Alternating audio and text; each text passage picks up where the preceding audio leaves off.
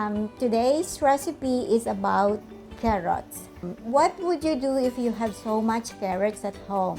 So I decided to search for the recipe until I stumbled into this simple idea of carrots. We will be doing fried carrots, or they call it carrots fritters. The carrots fritters are quick and easy to make. If you love this fried carrots recipe, be sure to click the notification button, like, share, and subscribe. By the way, I'm Ankim and Kath. Welcome to my YouTube channel. Okay, start na tayong magluto. Samahan niyo ako guys, luto na tayo.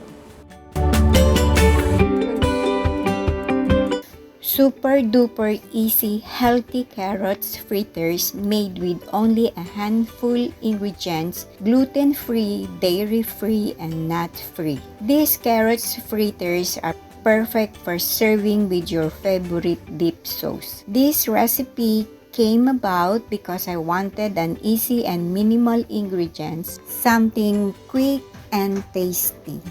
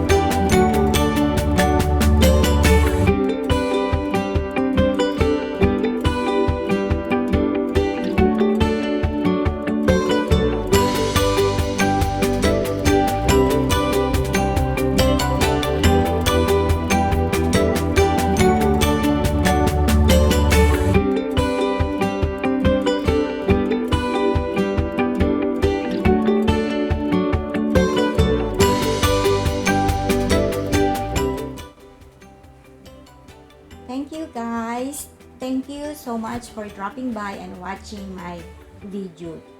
Hope to see you again next week.